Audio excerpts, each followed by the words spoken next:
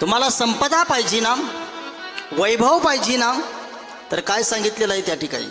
कृष्ण परमात्मा आपले इष्टदेवता आहे, भगवान भोलेनाथ आपले इष्टदेवता आहे, राम आपले इष्टदेवता आहे. पण आपल्याला जर वाटत असेल आपल्या इष्टदेवाची प्राप्ती व्हावी तर देवीची आराधना करा. भगवतीची आराधना केल्यानंतर ती निश्चित आपल्याला आपल्या इष्टदेवाची प्राप्ती करून दिल्याशिवाय राहत नाही. आणि म्हणून भोलेनाथ म्हणतात की अशा असणाऱ्या देवीच्या 108 नामाचा जप करा.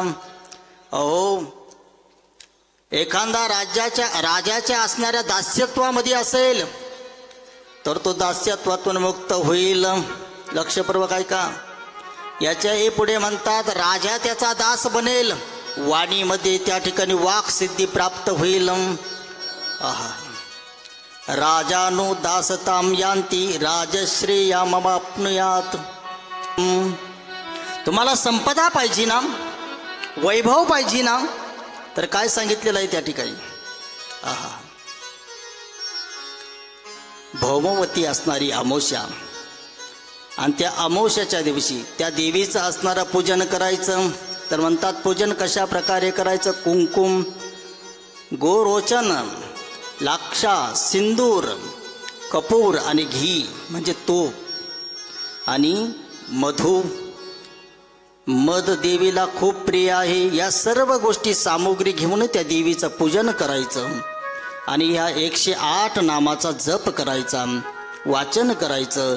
म्हणतात की या ठिकाणी की असं केल्यानंतर त्या दिवशी भोजपत्रावर ते असणारे 108 नावं लिहून ते भोजपत्र धारण केल्यानंतर त्याच्या जीवनामध्ये या ठिकाणी काय प्राप्त होईल? म्हणतात की पृथ्वीवरची जी वस्तू मागेल ती त्याला प्राप्त होईल.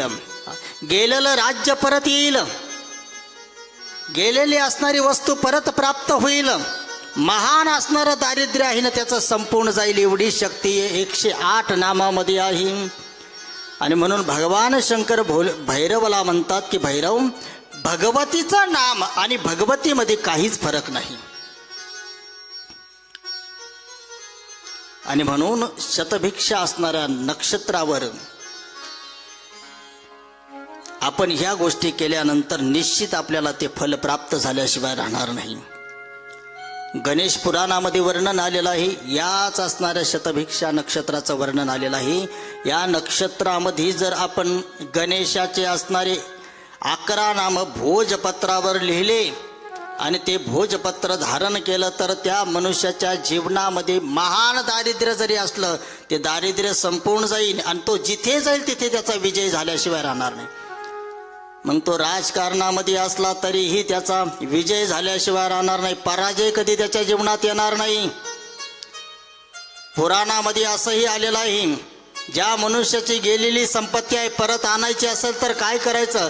तर भगवान गणेशाची पूजा करायची आणि दर बुधवारी 21 दुर्वा जर तुम्ही गणपती बाप्पाला जर वाहिल्या तर गेलेली संपत्ती परत प्राप्त झाल्याशिवाय राहणार नाही, एवढी शक्ती आहे भगवान गणेशाच्या उपासनेमध्ये.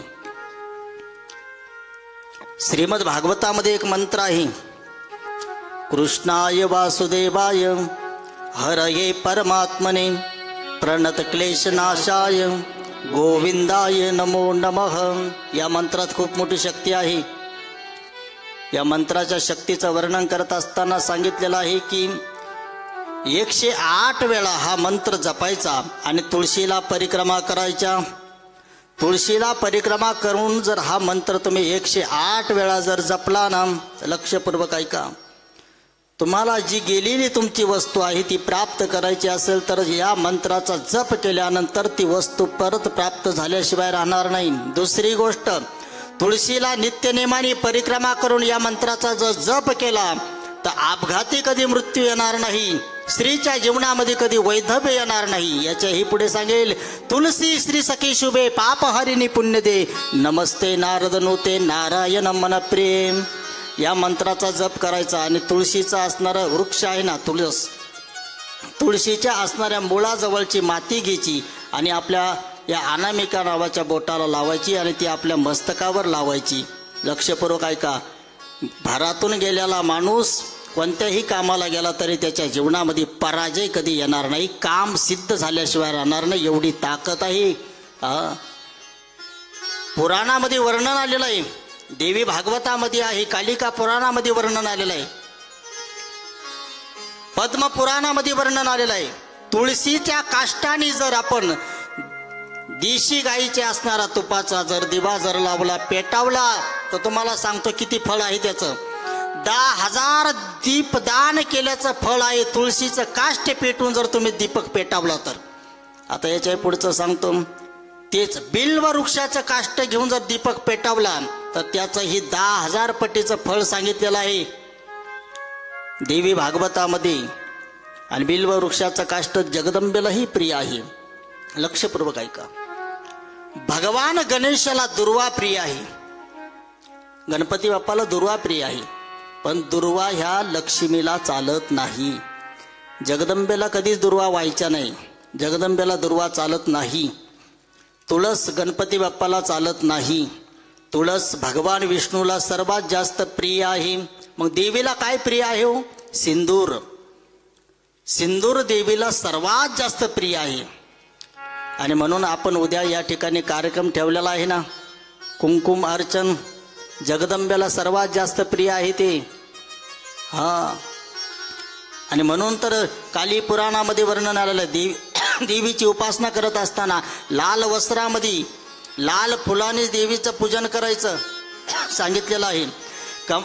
गुलाबाचे असणारे फुलं आहे ते पाकळ्या पाण्यामध्ये टाकायच्या, त्या पाण्यानेही देवीचं स्नान केल्यानंतर देवी प्रसन्न होते, असंही वर्णन आलेलं आहे. लाल पुष्प जगदंबेला खूप प्रिय आहे. आणि म्हणून अनेक प्रकारच्या सिद्ध्या सांगितलेल्या आहेत. आणि म्हणून मी नामाबद्दल बोलत होतो की देवीच्या असणाऱ्या नामात किती ताकद आहे. तर भगवान शंकर सांगतात भैरवाला की देवीच्या प्रत्येक नामामध्ये जगदंबा सामावलेली आहे. का तर नाम आणि नामीमध्ये काहीच फरक नाही. नाम आणि नामीमध्ये काहीच फरक नाही. याच्या पुढे भगवान शंकर म्हणतात, सांगू का खरं, नाम आहे ना ते नामीपेक्षाही श्रेष्ठ आहे. म्हणून तुळशीदास रामायणामध्ये वर्णन आलेलं आहे की भगवंताचं नाम भगवंतापेक्षाही मोठं आहे, श्रेष्ठ आहे. कहो कहा लगी नाम बडाई, राम न सकही नाम गुण गाई. देवाचं नाम आहे ना देवापेक्षाही श्रेष्ठ आहे. गगनाहुनी वाढ नाम आ